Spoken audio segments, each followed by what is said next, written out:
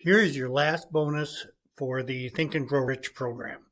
And this is bonus number 3 on leadership. And really, it's going to be leadership and initiative, because we introduced this a little bit in the previous bonus, but we're going to really hit it hard here in bonus number 3. Now, this one is really not a separate trait. It's sort of the comprehensive. If you mastered all the other steps, you're going to be a pretty darn good leader. And so this is sort of putting it all together, and almost every of the other 13 or 14 or 15 characteristics, depending on how you're keeping count. All of those are mentioned here multiple times. So organized effort. Remember, leadership is all about getting things done with other people and putting it together in an organized framework. The planning, all of this is heavily emphasized here. And the idea of initiative is doing what ought to be done without being told to do it.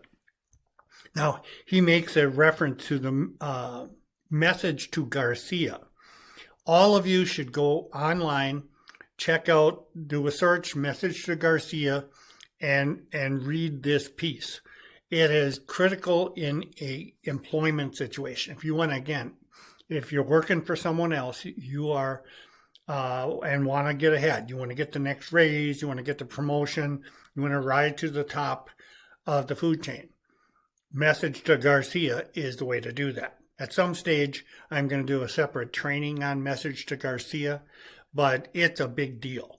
And you really, to ever get where, to become a leader, you have to be, at one point, a good follower. You have to be a good employee and have some of those traits. But so again, I just wanted to emphasize the message to Garcia thing. He didn't go into it in the piece. He just references it, but it's really good. You'll want to look at it. Okay, steps.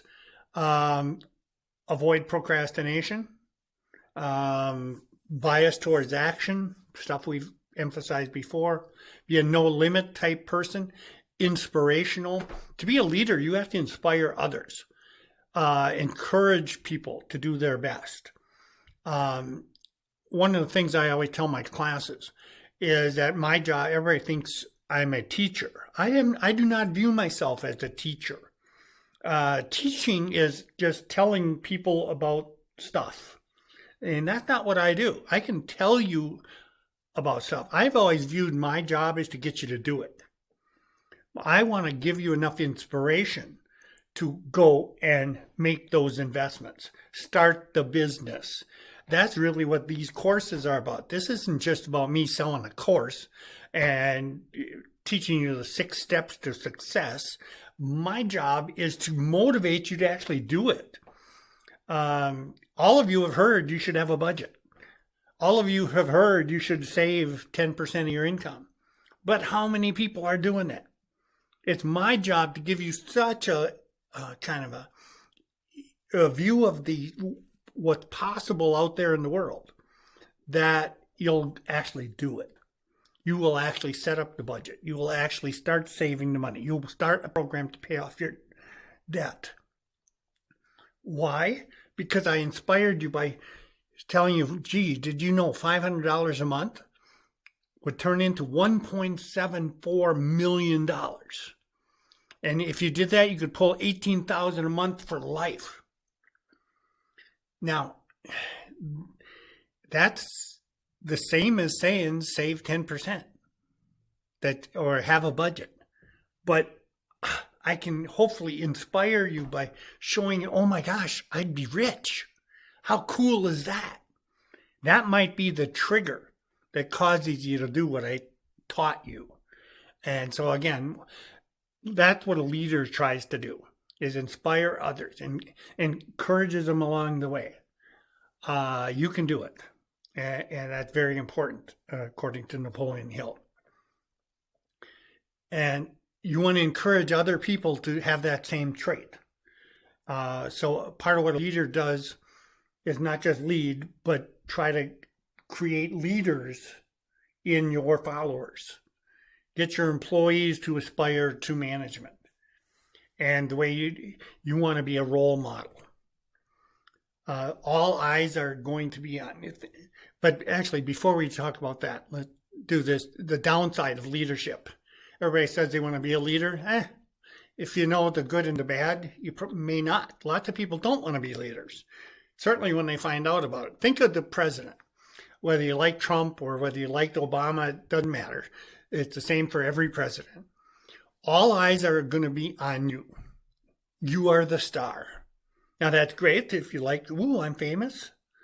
Yeah, but it's also bad because do you get some criticism? Does the president take a few hits? You betcha.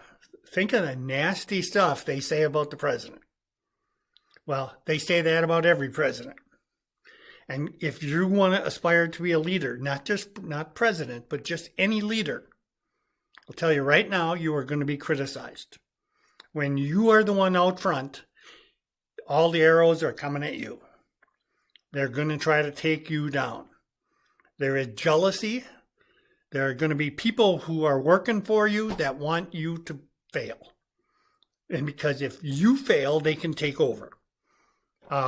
People will talk about you behind your back and they will say mean things. You will hear some of the stuff that people say about you and you'll wonder, who is that person? You're a nice person. Why don't they understand that? It just is. It comes with the territory. People are going to try to show you up and make you look bad. They're going to try to tear you down.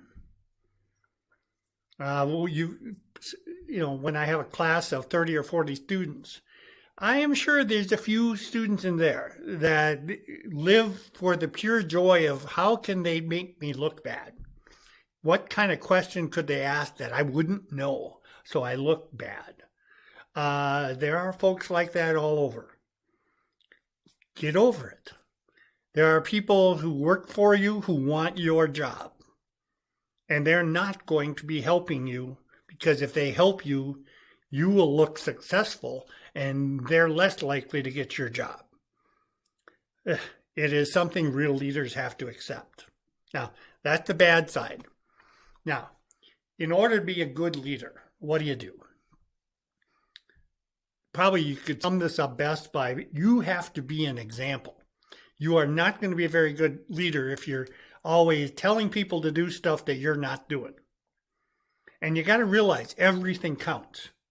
How you dress, what time you show up for work, when do you leave? If you're always showing up late, leaving early, what does that say to your subordinates? And then you're going to expect them to do what you said and not what you do. Doesn't work. You have to be accountable, accept responsibility. You're in charge. It's your job to get done. If it fails, even though it wasn't your fault, you are responsible. That's the attitude of a leader. You have to have self-confidence. And the way you have self-confidence, you got to know your job really well. Remember, Hill talked about specialized knowledge. You got to be good. And if you're good, it shows up. A little bit, you're cocky too, arrogant. I've been called arrogant. I'm good with that. Your view of arrogant is my view of I'm confident. I know I can do stuff. I know I'm good. I got a long history of doing it. And I actually sort of had that attitude even before I could back it up. Hill recommends a good way to get self-confidence is not only should you know all the jobs below you. If you're the middle manager, you should know how to do all the stuff that you're supervising. And probably to the point where you are all pretty good at those things. That's how you got promoted. But you shouldn't stop there. You should sort of look at the next 2 layers up in your future promotions. And you should look at, what do they do? What are their objectives? What skills do I need to develop? What responsibilities do they have? What are the outcomes they are looking for? Maybe even want to go interview them and talk to them and find out what their priorities are. If you know the kind of job 2 levels up, That's going to give you a lot more confidence in your present position also, and put you in a position to make decisions that are good not only from your worldview, but from the worldview of those above you. A good leader is realistic, again, accurate thinking. You kind of look at it and accept what it is, and then you deal with it. Again, don't make excuses, don't avoid it. Face reality, deal with it. Good leader has communication skills. You can talk in front of a group. You can talk one-on-one. You can write well. And you need communication skills. Because remember, you have to inspire people to do stuff. You need some language skills. You need some presentation skills. And this is one that a lot of people misunderstand, this idea of treat people differently. There is some element in the world of business or leadership that says you should treat everybody the same to be fair. That is a recipe for disaster. Good leaders do not treat everybody the same. They study the people they're dealing with. Everybody's got different personalities, and they treat people differently. So if one person makes a mistake, you yell at them. If another person makes the same mistake, you pull them aside quietly and you discuss it. The difference, some people need a different type of treatment to be effective. If you did that on everybody, you would crush some of the people. Some people can deal with it, some can't. Find out kind of from your development of people skills and relationship skills of how to best, you're trying to get the best out of everybody. And that doesn't come from blanket treatment. Again, a little hard to explain this one, but to me it was a pretty important element in what he talked about in this chapter. You should be prepared, plan. Remember, Hill is big on being a planner. Kind of plan for the worst. You hope for the best. Remember, optimistic, but be prepared for stuff happens. And when it does, if you have thought about it in advance and are prepared, you can deal with it calmly, because everybody in your organization is going to look to you for how's the boss dealing with it. And if you're in a panic, they're going to be in a panic. So if you face it matter-of-factly, don't worry, world's not so bad. Yes, the stock market collapsed today. Everything's fine. It'll come back. That's the attitude you want to come across, not, oh my gosh, the world's coming to an end. That doesn't help anybody. And a leader is courageous. And this is, again, we talked about in earlier modules, the idea not that you're not afraid. It's just that you deal with the fear. And you act even though you are afraid. That's what real courage is. Summary of leadership here. You got to know your people, the people you are in charge of.